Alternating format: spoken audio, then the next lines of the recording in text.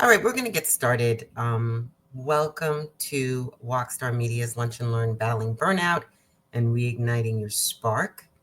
We're so excited today that we have Daisy Auger-Domínguez.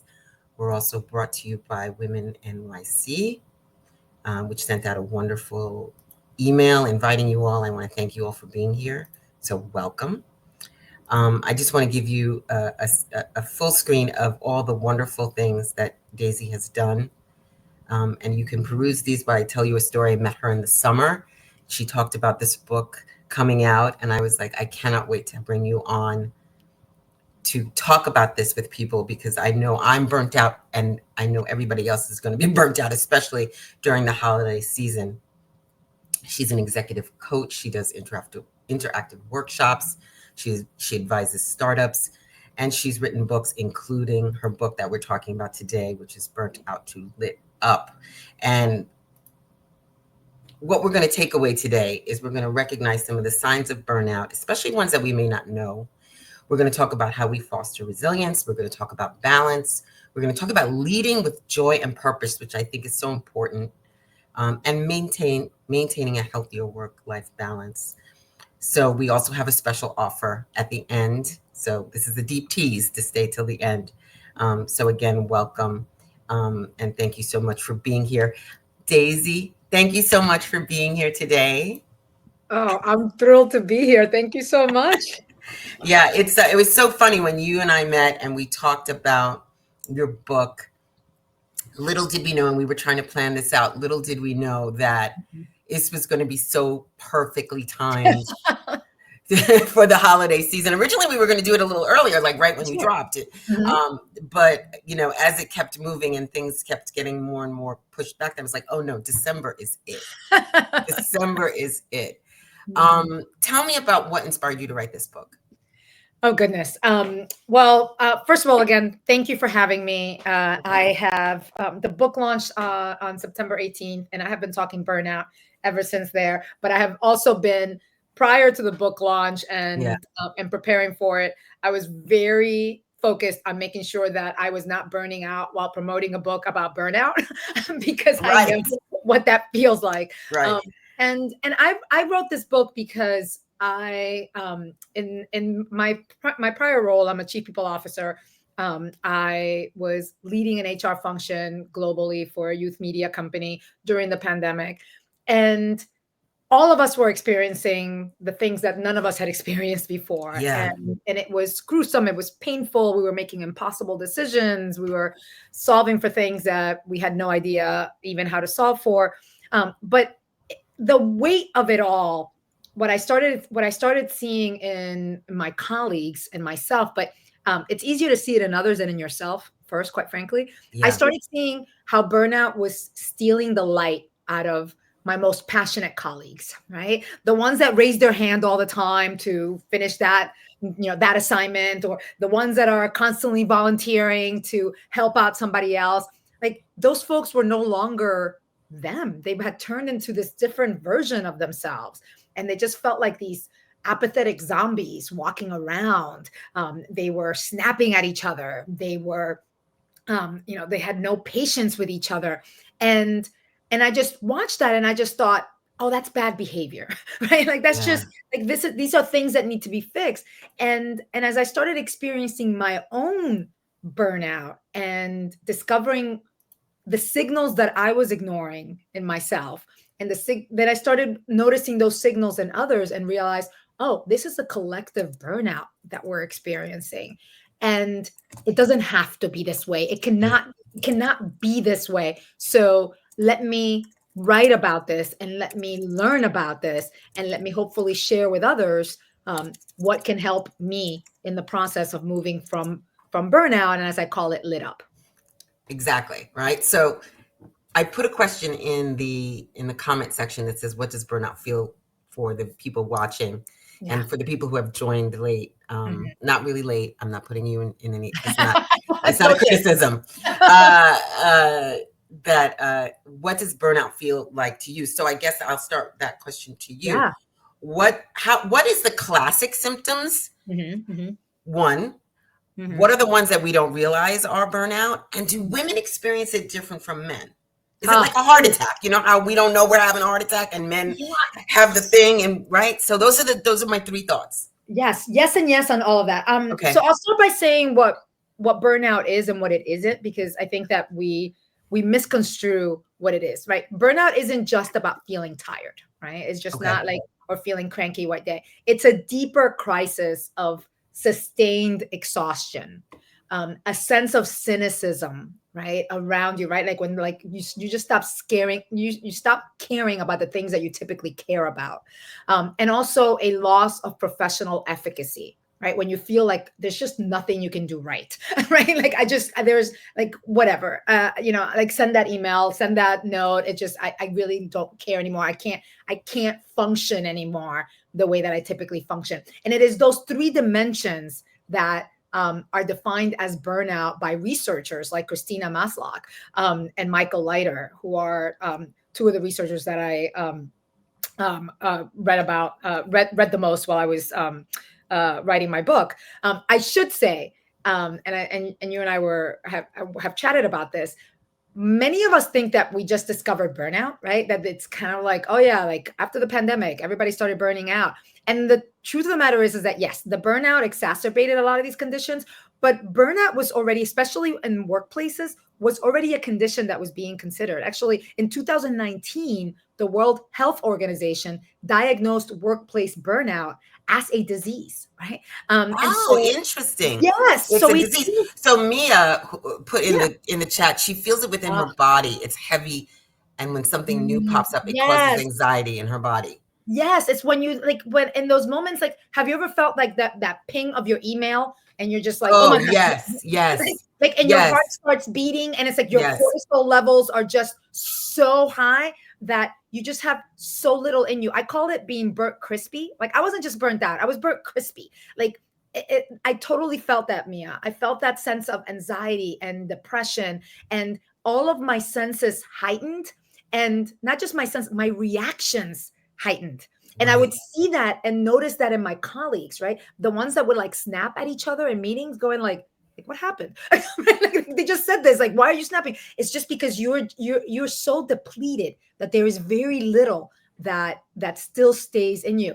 One of the definitions that still remains about who you are, but one of the definitions that I share most often comes from Kate Donovan, and she's the host of Fried, the Burnout podcast.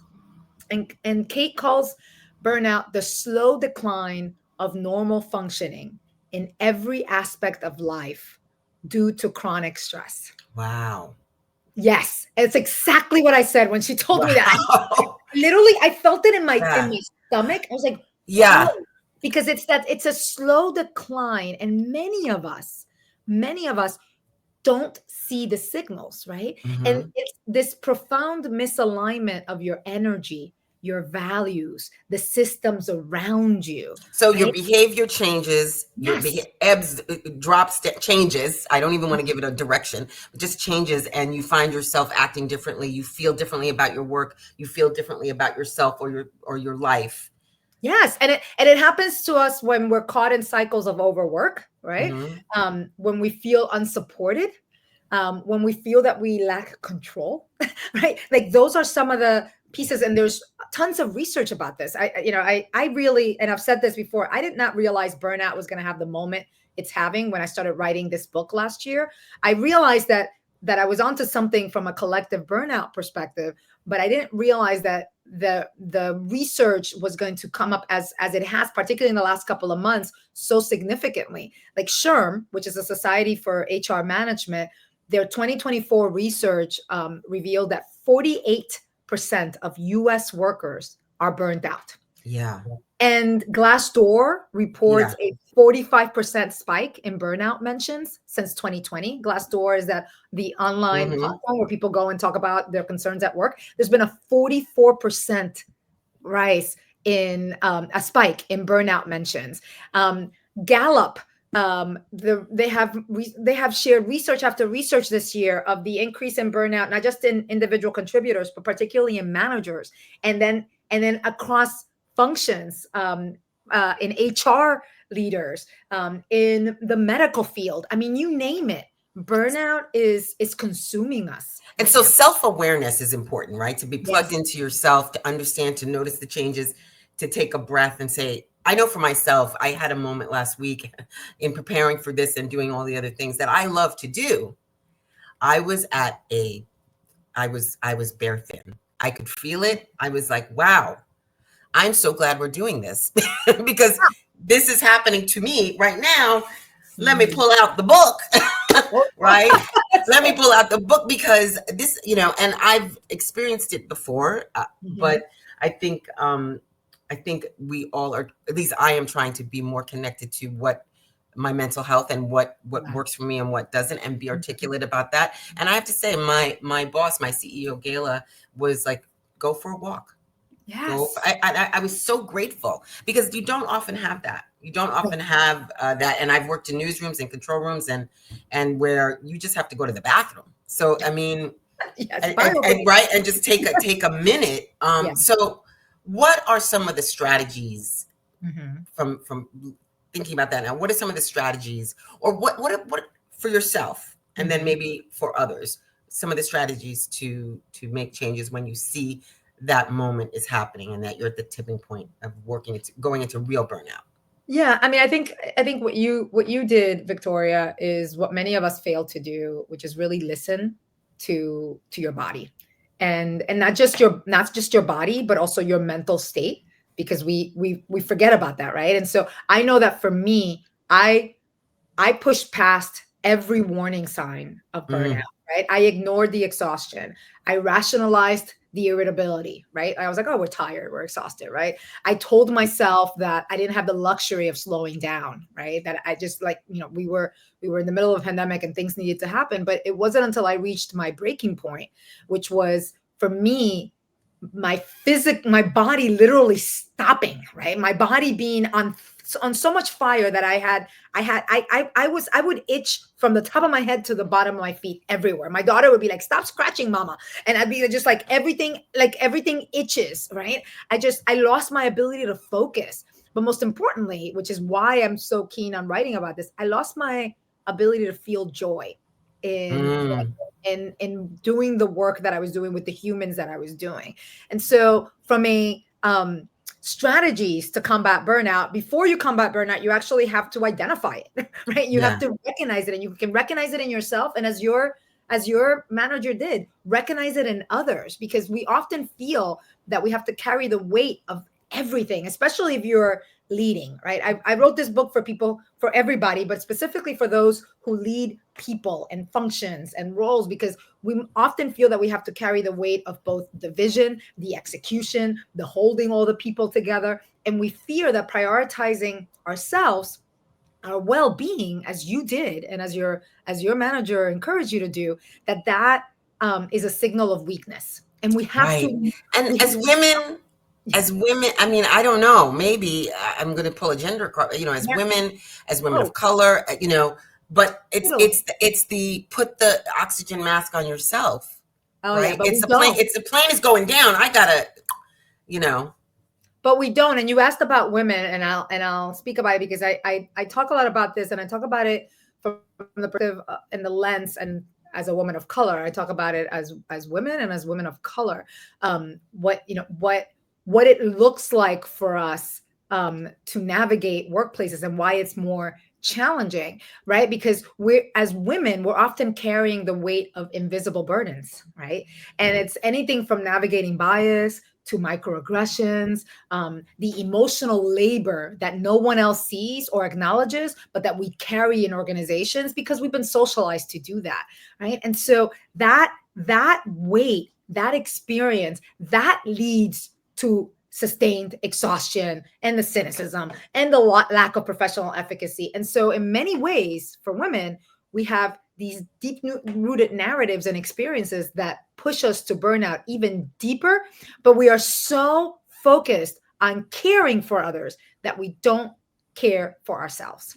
And that is what again leads us to deeper and deeper burnout. And so part of part of the strategies, like I said, is right, is that self-awareness, right? Is being able to ask yourself, what am I experiencing? Is it real? Sometimes we're experiencing anxiety and feelings of like, fight or flight that are just, stories that we tell ourselves. But even though it may not be real, we have very much of the physical reaction to it. So we raise our cortisol levels, our stress levels so deeply Mm-hmm. that we don't create moments like your boss recommended for you to take a walk. I call those micro recoveries. We need micro recoveries throughout the day, right? Like for most people, and I talk about it in the book, and I share learnings from the book Real Self-Care by Pooja Lakshman, because she talks about like people think self-care is like, going to a spa and going on a vacation and magically everything's going to go away. And when you come back, everything's still the same, right? All you did was like reprieve a little bit, Right. We but push pause. like you paused, but then like you came back. And so those micro recoveries are, I think of them as opportunities for you to like breathe back air and life into you so that you can be prepared for what comes to you, because we never know what's going to come at us, right? So that we can be prepared to show up as our best selves no matter what comes at us. And also so that we can build that level of resilience that allows us to really answer and address the issues that lead to burnout. So is it overwork? Okay, well, I need to be in the right mindset to think about how do I shift workloads? Because if I'm not in the right mindset, I'm not going to think strategically about how to change those workloads. I need to be feeling healthy and calm so that I can address any interpersonal tensions that are leading to burnout and exhaustion and cynicism across the team, right? I need to do that. So before, right, it's the adage of you can't pour from an empty cup. I need to make sure that I am okay so that I can address the things that need to be addressed and change the systemic failures, because many of us feel that burnout is a personal failure, and it's not. It's a systemic failure, but we're experiencing it. So we're kind of stuck in this like, okay, like life sucks. I don't know what to do. I was like, well, you're not going to be able to solve for anything if you're feeling so depleted and exhausted. You need to take care of yourself first. You said, and correct me if you said you can't pour from an empty cup, right? Yeah. Mm-hmm. And I thought, and you can't fill a glass with holes. Right? Because when you go on that vacation, if I'm going on a vacation and I'm burnt out and I haven't addressed it, right? So the flame was on high, I take the pot off the flame. Oof. And then I put the pot right back on the flame. It's still going to be, so I don't know if any of that makes sense, but that's what I got from it. I thought, wow, so we have to be maintaining care of ourselves. Yes. Maintaining care. So we have to recognize it, have a care that's consistent. Yes. Assess what's real and what's not. I often ask myself that. I'm having anxiety. I do this little thing where I won't open mail after 5 p.m. I know that's... I like that practice. Because I can't deal with it. I can't call the bank or whatever. If I'm having anxiety about it, I go, I can deal with that in the morning. So I remove this trigger, right? Yes. I love that. And actually that's a practice right there. Right. Remove the triggers, right? And I talk about it in the book. I don't call what I share as strategies in the book, I call them practices. Right. Because it's a strategy, you and I, right, coming from the corporate world, right? It's like a strategy is like this nicely cleaned up, like something that has a start and an end, and you finish it up. Right. Like, no, this is actually lifelong work. Yes. And this is like building muscles, right? And you have to keep at it, right? If I stop working out, my muscles will atrophy. That is natural. So I need to keep going at, okay, how do I maintain my health, right? When it comes to burnout from work, right? How do I reconnect with my why, right? What drives me? What aligns my work with what I believe are my values and my interests, right? How do I keep on doing that? Because that replenishes me, right? How do I set boundaries with grace, right? You can protect your energy. That is the most beautiful point. Boundaries with grace. Yeah. With grace. You can say no to what doesn't serve you, right? You are doing it really beautifully by reducing your triggers, right? That's another way of saying that, right? It's just like, how do you say no with grace so that it's not like, I'm just going to say no to everything. No, I'm doing it intentionally, and I am doing it with care for myself. And when I show care for myself, that in turn shares care for others, right? And we don't always think about it that way. We feel it's selfish. I was like, no, actually, it's the most generous thing you can do. And I think I'd like to flip the perspective a little bit for strategies if we have people watching that are leaders or Yeah. lead people, when you see somebody else. Because a lot of times I know I will see, especially when I was in the news business, um, somebody is clearly burning out. Like Mhm. they're just there. I can see it they're on edge, you know? Yes. And what is the because you'll say to him, are you okay? Are you no, no, no, I'm fine, I'm fine, I'm fine, I'm fine. Yeah. What's the best way to deal with that situation as a manager? Yeah. So I always say that you need to, it's hard to respond to moments of crisis in the moment if you haven't responded before, right? If you haven't built that relationship before. So you have to, like, your boss has that relationship with you that when she offered that advice to you yesterday, you took it. You didn't question it. You were like, what? You weren't like, why is she saying that to me? Does she think I'm weak? Does she think I'm not right? Yeah, but Daisy, let me be honest, because I Yeah, think we need to have honesty between us. please. I thought it. Oh, there you I go. thought it. I go, oh, she's gonna think they're gonna think I'm. Oh, and I said, be grateful. This is how I pulled Yes. myself out of it. Be Yes. grateful for that. And I thanked her, and I said, thank you so I much love that. for saying that to me yesterday. And I thanked the other person that was in the meeting with me when I was like, look, guys, I'm at a burnout. I didn't say, but I said I'm bare thin. I just need like You need a an break. You need hour, a break. And I took gratitude Yes. And we need instead of to. make, because like you said, we will think it's a Mhm. weakness.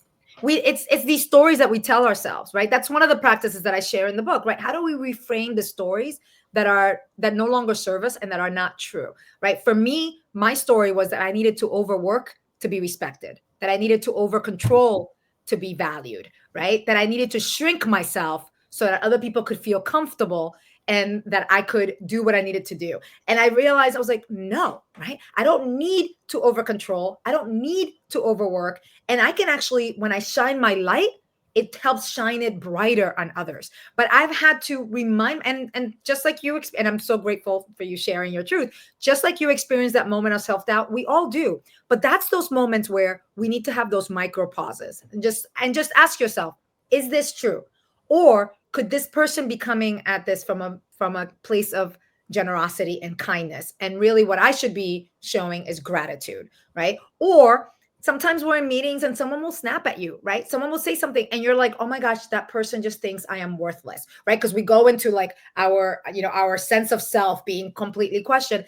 And sometimes I just like to remind myself, they may just be having a bad day. This is Right. not about me, right? This is not about me. But to answer your question about what can managers do, you've got to build that sense of trust and engagement before crisis happens, right? Before your team burns down. We talk a lot about psychological safety. Well, one of the ways to establish psychological safety as a foundation is to ask questions and to normalize asking questions about your team's workload and how they're experiencing it, right? Ask questions like, what's one thing you'd like to see done differently to make your work more manageable?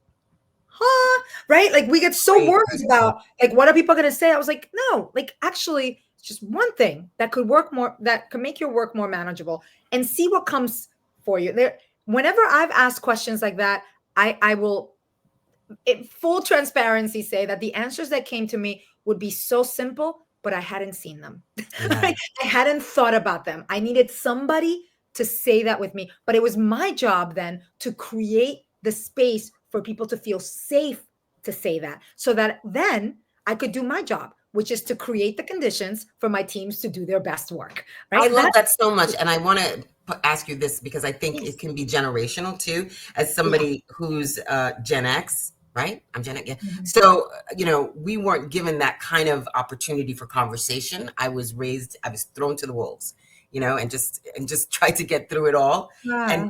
And to manage now is to find that space that you talked about having a conversation with people, asking Mhm. for what do they need from me, what do you need, how can I make this better. And Mhm. I think that's a thing that I had to learn myself, and I'm sure Yeah. if anybody's in my age group, they had to as well. I'm in your age group, Yeah. right? I thought I grew up in, professionally, if you will, thinking that leadership was about doing more. But actually, leadership isn't about doing more. It's about doing what matters with clarity and with courage. That's leadership. And I will say, leadership right now is kind of messy, right? Right? Why do you say that? It's messy because the world of work is messy, right? In the last couple of years, we've had employee voice rise, right? And employees demand the things. Like when you and I started out in our careers, like I never would have said the things that my team, would say to Right. me as a manager, right? Like we thought in our very naive way of thinking, or the patterns that we had seen, was that we would move up our careers. And eventually, if you're in the corporate space, you would get that corner office and you would tell people to do things and they would do them. Right. Well, what happens now is people go, why are you the boss of me? Right. Like, And you know what? You mentioned it earlier. You said burnout is related to can be related to a feeling of loss of power. Right. loss of And control. so when we have a loss of control, a loss of power, being able to articulate that will, I imagine, relieve that pressure cooker. Yes, to be able to say, yeah. like, have you ever had that moment, Victoria? I know I have, where I'm just like, I hold things in, and that's cultural for me. That is familial to me, right? Like those are patterns that I experienced in my family, and those are patterns that, as the good Latinos, right? Like our brand, if you will, in workplaces is that Latinos are hard workers, right?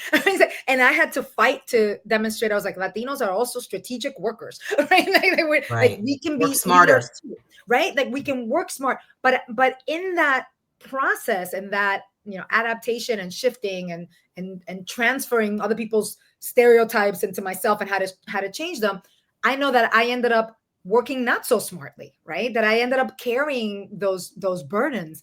And it wasn't until I realized that my vulnerability wasn't a weakness, but it's actually a bridge, to your point. It's a bridge to help others share what is really happening in their lives, right? Because I know that when sometimes don't you just feel good, like just saying the things. I remember team members of mine, God, I love them so much, during the pandemic. And sometimes they would just come into my office and I was like, I just need to complain, Daisy. And I'm like, go ahead. Yeah. Right. And they would spend like 5 or 10 minutes like offloading. Yeah. You need that person in a workplace. Yes. You need that person. And I was their manager, Safe right? person. So typically you would be like, that's not who you go to. But like they would just be like, Daisy, like, and this leader just said this and blah, blah, blah. And I'd sit down, right? And half of the time towards the end, we'd kind of laugh and be like, okay, I can't solve that for you, but do you feel better? It's like, yes, I just needed to let it out. Yeah, like, okay. I had that person when I was working at New York, when I was a senior EP and I was working at New York, and the head of HR turned out to be my person. And I trusted her, Elizabeth is her name. I trusted her completely. And she knew when I came in, just like with a different face and just, very honestly say, how do I deal with this? Or, I needed somebody that had an overview that was different from the other managers or even my direct manager that, was in the trenches of the newsroom. And she's brilliant. I owe her coffee. We have to, if I could say something, and I talk about this in the book as well, we have to find our people. Yeah. And we have to find our refuge places, right? In Spanish, refuge is refugio, and it's one of my favorite words, right? Like, where's that refuge for you? And many of us, I learned for most of my career, I did not have a refuge at work because I felt like such an only and lonely all of the time that I couldn't afford being able to tell people, or I thought, right, that I couldn't afford being able to tell people like, oh, I'm over my head, right? Like, I just need to I need to figure this out, because otherwise they will never hire another Latina. They will never promote another Latina. And by the way, I'm here desperately trying to bring more seats to the table, but I am desperately trying to keep my own. And it feels really lonely. And that loneliness also leads to that sustained exhaustion and depletion. And it was recognizing that and reaching the point in my career where what I have, but also for those who are not senior, is how do we find refuge in workplaces, in those people that we can trust? It doesn't have to be 100, right? It can just be one person, but that person, our person, our spaces, our moments where we can let go. I see Susie Futterman's note says, I feel my internal system feeling frustrated and yelling no at everything. I totally feel you, Susie. I call that the screaming into the void. Like I say, I was like, have you ever felt like you just, like, in the middle of a meeting that you just need to like step away from the meeting and go to a corner and screaming into the void because you're just like, I can't freaking hear any more of it. Right. Right. This is also very interesting. Sarah says we have to pay attention to our environments and the people that we're around. Yes. And have about expectations and things that are unrealistic. Yes. You know, it's self-awareness, right? So like if we think about what ways to reignite the joy and the balance, right? You talk about self-awareness, you're setting boundaries, the culture at work, well-being at work, and practicing that self-care. Mm-hmm. Right? Yes. And being okay about practicing that self-care, right? It is that the practices that I share begin with that self-awareness, understanding your why, right? Reconnecting with the joy and the awe that you felt when you first got your job and you were like, I can do anything, everything is possible, everything, right? Like reconnecting with those moments are helpful. But to your point, Sarah, about the unrealistic expectations, it's also, this is where managers and leaders, but I would say individual contributors too, right? We all have a role to play in being able to acknowledge what's unrealistic, right? What doesn't work. And in Burnt Out to Lit Up, at the end of each chapter, I offer scripts because, right, I'm so glad that you said that you had an HR leader that you respected and trusted, because usually most people like hate their HR leaders. And I was like, we are good people, right? Like we want to do good things. And as an HR leader, a lot of my work is about creating scripts for people to, you know, basically to get out of their own way. So I use that practice in my book, and I share scripts for managers, and then I share scripts for team members, right? So the managers are like, these are the things that you can say to your team, right? To help establish boundaries, to help create clarity, because a lot of the root of unrealistic expectations is lack of clarity about what needs to get done and when, right? So how do you communicate that to your teams? And then for the team members who may feel a little uncomfortable coming to their manager and telling them, you know, what's up, right? I offer scripts that are, again, graceful and respectful, but that shed light on, hey, you know, I used to have a team member. Again, these were my direct reports, so they were a bit more senior. But I had a team member who's actually my muse for the book, and she was famous for coming into my office and saying, "Okay, Daisy, so I have 3 fires to put out, and you just gave me 2 more. Which one needs to be put out first?" Right? And prioritize. And we would sit down and go, "Okay, good point. Let's figure." I was like, you know what, this one, and if you can squeeze this one in, because right, and just but really rationally, and being able to look her in the eye and say, and if you can't get through all of these, I got you covered, right? I'm going to give you the air cover that you need, because I know that this is, you know, technically your area of expertise, but you're right, you can't do 5 things in 2 hours, right, that are highly technical and complex. So we had that conversation, and again, it was my responsibility to create that space, but it was also her responsibility to tell me the things that I didn't see, right? And we can't blame ourselves always for not seeing. And I know for me, I carried a lot of shame about not always seeing the burdens that my team was facing, right? Because I wasn't in the day-to-day, right? So I was here putting out my fires and then asking them, I was like, okay, here's another one to put out. Here's another one to put out. And every once in a while, my team would kind of just surface and go like, Daisy, like, this is too much. Yes. Do you experience that? I experience it. I do it. I try to, because it trickles down into, down the hill, you know what I mean? Or Yes. It sounds derogatory. I don't mean it like that, but No, and yeah. And I wish we could do it better. How can we do that? How can we deal with that better? Okay. So I put a question and I put a exercise. So why don't we try this? We write down after the seminar is over, or after, even in the comments, an activity that sparks joy and integrate into your life, right? Into your daily work. Mm-hmm. And what's one thing your workplace could do better to support the well-being of an employee? So I know here we have little things, like, because we're all remote, we have a Slack that has a silly channel. So when we want to connect with funny memes or things like that, we have a little joy, right? Yes. We have a Fempire meeting every other Monday to just like give praise and give congratulations and shout out members, and we have a Slack that we're allowed to not look at, and I am terrible at this after, during the nighttime, Okay. but in my email, I write, I work these hours. You are never required to reply to me Yep. unless outside And of you duty. mean I, it. I And send you mean it because I got to get it out of my head. and you Right. mean it, right? Like I have an email also in my response that says, right, it's like, these are my working hours. You do not have to respond. Can I be honest? I got it from you. I,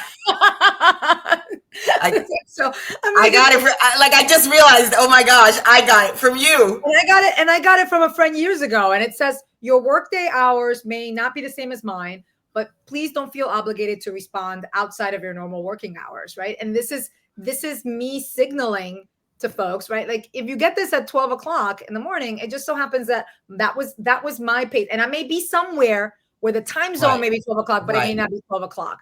But there's other things that we can do besides our email, right? Like, managers can, I call them boundary setting scripts, right? Like, what does that look like? Like, you can, and I share this in the book, right? Like, you can say, to maintain focus, I block off 2 hours daily for deep work, right? And I encourage you to do the same. And you can find what those 2 hours are, right? And I know that, like, I need deep work time so that I can actually write, blocking off time.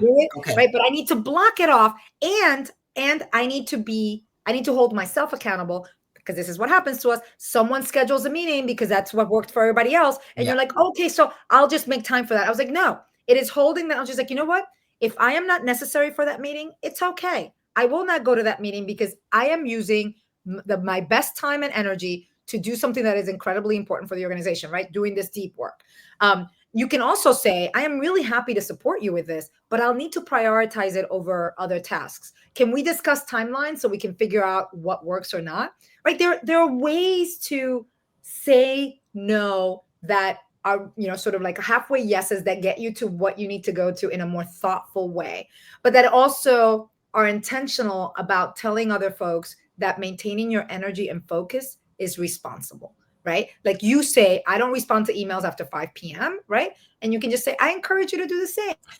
Right. I say it, but I don't do it.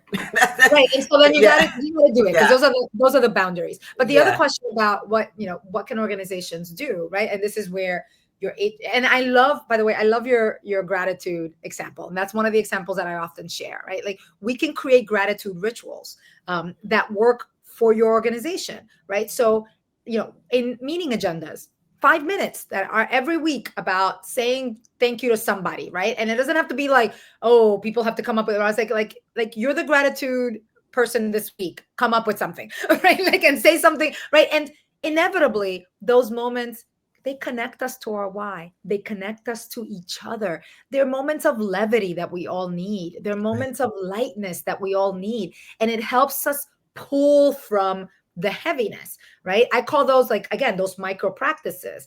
And HR can provide wellness micro practices, right? We can provide mindfulness exercises. I remember when I joined Google years ago, before we would start meetings with the senior HR team, our head of HR would do G-pause. And it was just like a 2 to 3 minute, like, literally the first time everybody was, their eyes were supposed to be closed. And I was like, his eyes closed? Like, what's happening? Because it was my first time. I was coming from Disney, where we never did any of that.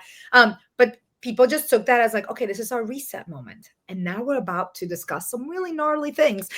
But before we do that, we're creating that space to come back to ourselves, right? You can create short digital detox periods, right? Some organizations call it, like, no meeting Wednesdays, right? Like, everybody has different ways that will work with the rhythms of your organization, right? I love the concept of no meeting Wednesdays, because I don't know about anybody else, but when I look at my week at the end of I look at my weeks at the end of the month, and I see the back to back to back to back to back. When you're in it, when you swim in the channel, you don't realize how choppy the water is.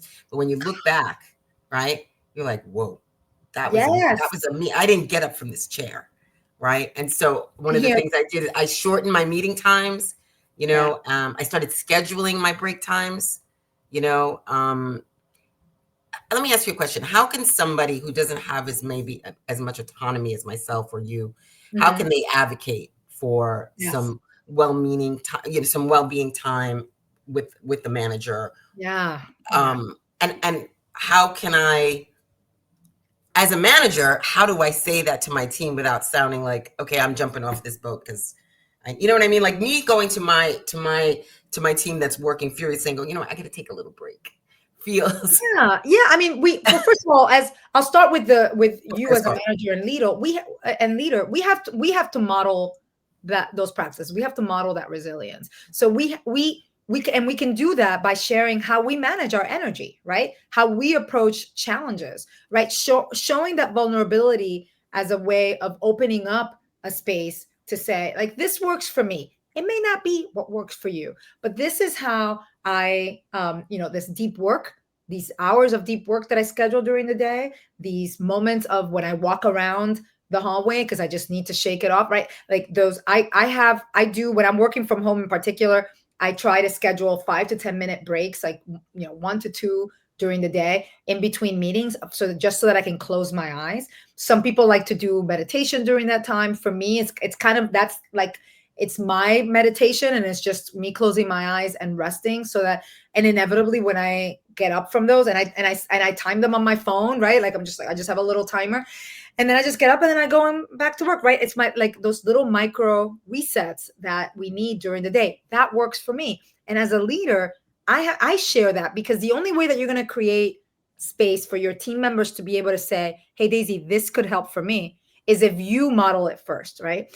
Now, if you are that individual, my advice is often, if you need these micro recoveries, if you need whatever it is that you need to help you operate at your best during the workday, share it as a possibility that can be co-created, right? Don't just say, like, I do not work after 5 on Wednesdays and Thursdays. And let's say, lo and behold, because things happen, there's a project that needs to be completed and everybody knows they can't go to Mark because Mark doesn't work Wednesdays and Thursdays.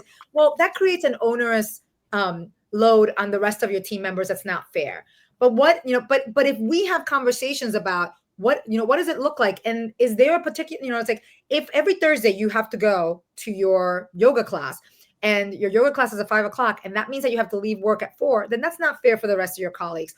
But is there a way that we can think about, I was like, can you take the 6 o'clock and then you can leave at 5, and then, and we will protect that time for you, knowing that, but it doesn't create, again, a disproportionate amount of work for others on your team, because we have to think about collectively, how do we operate as teams and how do we connect, right? But it's being able to have those conversations that don't feel like it's a no right away, or don't feel like you're going to be shamed into not doing it, but really feel like it's, how do we co-create the best conditions that work for you within the context of this team, because you're also part of a collective, and something that is done for you as my responsibility is to make sure that what I am designing for my team allows my team the energy levels to be protected for everyone on my team. And that sometimes means that I will do unique things for some people, but that I will also always be mindful of the inadvertent impact it may have on others. Yeah. And I want to circle back to something you said about closing your eyes for 5 minutes, because you wrote about in the book, because I have, 157, discover your rest needs. And I want to first give you an example. And I want to throw that into the question. Does anybody what do they feel about naps? What do they feel about little moments to re-energize? And I had a manager, I won't say who, I had a manager that modeled that for me. And she was like, I just need to take 10 minutes and I'm going to just take a little nap. And I was like, wow, she said it out loud. I was so impressed. Saying it out loud. And by the way, I was so impressed. You didn't respect her any less, did you? Oh my God, I respected her more. Like, I was just like, like, that's amazing. Because yes, sometimes it's not every day. Sometimes, permission to discover your rest needs and know when you need that rest. Can you talk a little bit to that? Yeah. I mean, and again, we all have different rhythms, right? We all need different things. And some of us have medical conditions that require us to take different times and pauses and whatnot. And I think that for so long, we weren't allowed to speak about this in workplaces. And that's why I talk a lot about how things are a little messy now. And it's like now everyone's talking about it, but managers and leaders are not always equipped to have these conversations. And so we're in that messy middle right now where we are learning how to ask for what we need so that we can show up at our best and so that we can deliver at our best. And that level of self-awareness of what do you need? For me, it's naps, right? For some people, it's meditation. For some people, it's walking, right? Everybody's got. Have you ever been in a meeting like for a couple of hours and then like someone in the middle meeting just like starts like stretching because they're like done with, and you're like, thank God somebody did this, because I've had this like look in my neck that's been killing me. And you're just grateful that someone modeled what they needed and gave everybody permission to do it. Right? And I think, can I also add this to that point? I think it's important to remember that not everybody's solution to a short burnout in a meeting or a long burnout over a period of sustained time with work or life is going to look the same. Somebody may need to stretch, somebody may nap, somebody may need to meditate, somebody may need to touch grass, right? Absolutely. Right. And I talk about it, and I see one of the questions around paid sabbaticals, and I talk about what I called mine a radical sabbatical. Right. And I called it that because it was my executive coach. I would meet with her, bi-monthly. And every time I would sit down with her, Veronica, I didn't just cry. Like I would weep every time I would sit down with her, because she was my safety zone. Right. And every time I would sit down with her like this, because it was always on video, I would just start like crying and telling her all the things that I had been carrying for 2 weeks. And I was tired. And she just looked at me one day and she's like, you know what you need to do. Right. And I was just like, I know. I need to exit. I can't physically and emotionally go on. And so she introduced me to the concept of a radical sabbatical because one of her clients had just done a 2-year radical sabbatical, and I loved it. But his radical sabbatical was very different from mine, right? He took a 2-year one. I was just like, I think I only need like 6 or 9 months. And she's like, yeah, let's start with that and see where you go. I ended up taking about a year. And his radical sabbatical, he like traveled to far off places and completely disconnected. In my radical sabbatical, I wrote a book, right? I went on several retreats and did a lot of those things, but I was like, I needed something creative, because when she and I sat down, the questions that she asked me, which is I think questions that we should always ask of ourselves. The first one was, what needs to be handled before you go on a sabbatical? And by that, I mean the practical things, like, are you going to have enough to pay for your mortgage, to pay for your medical health care? Like, what does that look like, right? So I needed to address all the logistical pieces of being able to make this happen for me. And that's in part why I had said, I was like, I can't take that long because I can't afford it, but I could probably do this, right?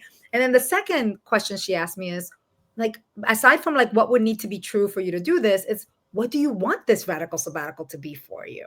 And then in answering those questions, I realized I wanted my radical sabbatical to be about creativity, because I had for so long felt like I had lost any creative spirit in me, right? I had just been going through the motions for so long, taking care of people, holding things together, just like, right? I was creatively solving problems often, right? I did that, but I had lost like that joy of like doing something that felt really generative. And so I said, I want something creative and generative. I think this will be my second book, right? Yeah. And that's how I started thinking about, and that was the seed. I didn't know it was going to be about burnout and leadership, right?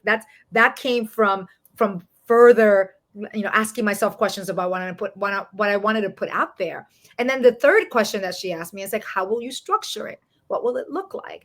And so in my house, it's my husband, my daughter, and me. We like things in threes, right? So I was like, okay. And I have my Post-it in me, that I would often ask myself is, I will not do anything that is not restful, that is not generative, as in it will, maybe it's a paid talk, and that is money that I can put into my savings for this, and that is not creative. If it doesn't match 2 of those 3 criteria, I will say no to. And that's how I structured. So for me, that was what structure, because my structure is about what I say no to, not what I say yes to, because I say yes to everything. No is such an important, and it's a sentence, right? It's a full sentence, and we have to learn to say no. That is a way that burnout, because I know, especially during the holiday season. Yes, we want to be everywhere. I was FOMO. I was telling my friend the other day, I was like, oh my gosh, I feel like this holiday is on steroids. Like that could literally be at 1 to 2 events every day, because there's so much. And so here's the tip that I started using when I say no, and I learned this from my teenage daughter. I say this to friends and to colleagues. I was like, my social battery is empty. I am not going to be my best. So I'm going to pass on this event. Thank you so much for inviting me. I was like, when I replenish it, then I'd be happy to come. Right. Because for a long time, I'd be like, oh my gosh, I have to say yes to everything. And I am one of those ambiverts. Right. Like I'm an extrovert and I like to be invited to everything, but I'm an introvert and I like to be able to just not go. Right? Like I just don't want to I don't want to have to spend all that energy with people because it's going to suck so much out of me. I say that I'm an introverted extrovert. Yes. The more burnt out I get, the more I want to isolate and just sort of like, not be in contact. So I think there was a question that replenishes you. Yeah, it replenishes me. Susie said here, I feel my internal system feeling frustrated and yelling no at everything. It's the rejection that just kicks up, right? Mm-hmm. So here you wrote, you call it the burnout cycle. Oh, yes. And I'm not going to expect you to have this memorized. You might, but I'm not going to stress you out like that. Not in this webinar. You gotta have it memorized. Bright-eyed beginning. Yes. Oops, rose-tinted glasses crack. Yes. The other shoe has dropped, right? Yeah. And the bake-off. This is so funny. The Great Burnout Bake-Off. Now, reality TV is my way out of feeling burnt out. Oh, really? I just watched that show. So the Great British Bake-Off is our favorite show in the house. Even though it stresses me out, and here's how I avoid that. I just fast forward through the parts that stress me out. I just want to see the end. Does Paul give him the handshake or her the handshake? That's all. I just want the joy. You know what I mean? I just want the joy. I don't want the stress of the thing. You already have great practices that you're right. We all know how to take care of ourselves. We forget. But that cycle that you mentioned, I share it in the last chapter of the book. That cycle is the cycle that I have seen in organizations, right? Is that we start being super excited about joining organizations and we work ourselves to the bone because we're like, go, go, go, go, go. And yay. And like, just give me some coffee and I'll meet that deadline and another deadline. I got you. And 3 people left and I've got to take their jobs. I'm like, I'll do it. And then the rose tinted glasses starting to crack is when all of a sudden, like 2 or 3 weeks of doing that, you're like, oh, I'm tired. Right. I'm not feeling that as much. And, and I'm going to get sick. And I'm going to call for a sick day and maybe another sick day. Right? Okay. So that's a really good point you bring up, because what I was thinking about is I had the grace one time of taking a sabbatical myself. It was after 9/11. I said I was hard at CBS News. I need to take a break. And I'd never done it. I worked since I was 14 years old. I'm from a Caribbean background. We got a lot of jobs in my family. Mm-hmm. Right. And so we get them all done. And I love it. I'm a multitasker. I love working. But so for the first time in my career, I was like, I'm having trouble going into the building. And I loved working at CBS. And I said to my partner at the time, can I do this? But not everybody's going to have the luxury financially, right? No. So maybe the sick day, the mental health day is a shorter version of the sabbatical, even if it's just one day, right? Mm-hmm. We're not required to do anything when we call out sick, right? If you have the grace. Mental health days. Actually, the first time that a team member of mine asked for a mental health day was also when I was at Google, and I remember going wait, you can ask for those? And I want one. Right? I was like, that's amazing. And she was very nonchalant. She's like, I'm taking a mental health day tomorrow. So I'm delivering the project today. She was very, very responsible, very respectful. She's like, I'm delivering the project today. I just wanted you to know that I'm delivering it early because I'm taking a mental health day tomorrow. And then I'll see you on Friday. Yeah. And I was like, oh, that is so brilliant. And so the feedback because I get that question a lot. I was like, what if I can't afford to take a sabbatical? And I was like, we all can't afford it. I was like, I frankly couldn't afford to take the sabbatical that I took but I saved and I did what I needed to do.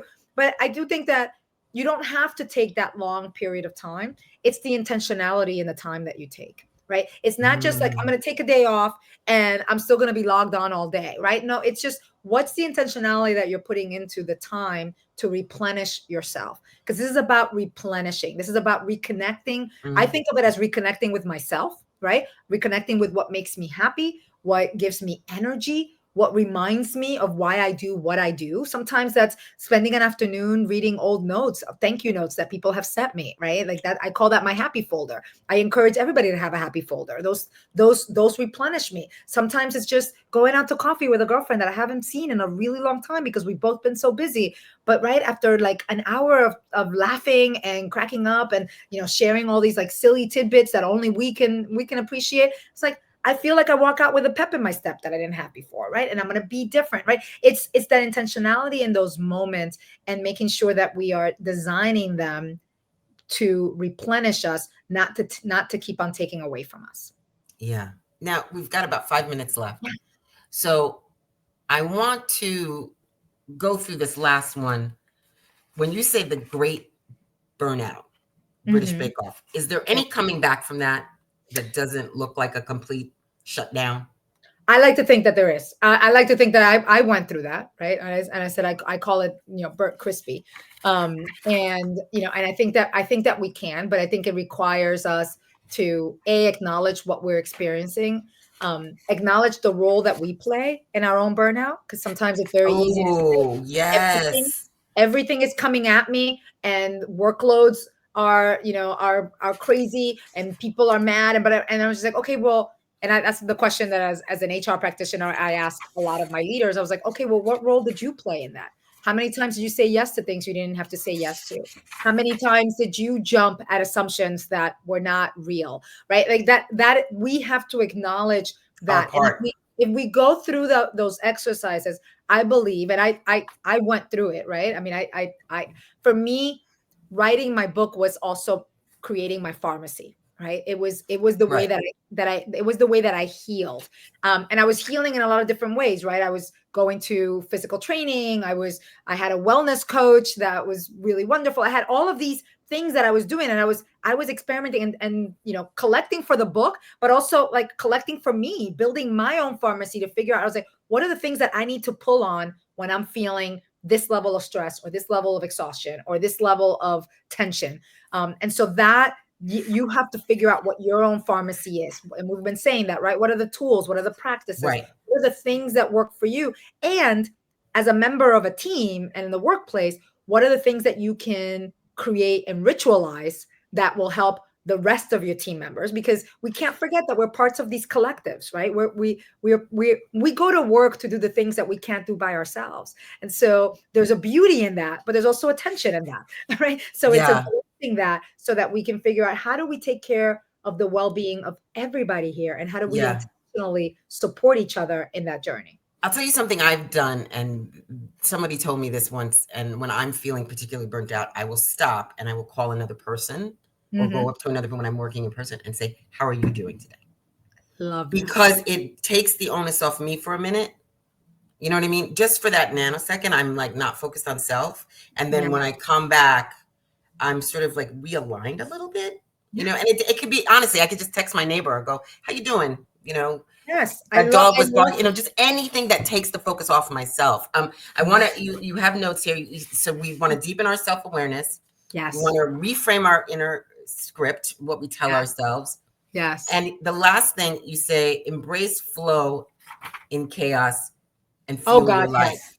Yes. That flow and like things will be chaotic. Stuff will come at you. Life is unpredictable. Life is life, right? Like life will be itself. But the question that I ask myself is, how do I want to show up no matter what is being handed to me?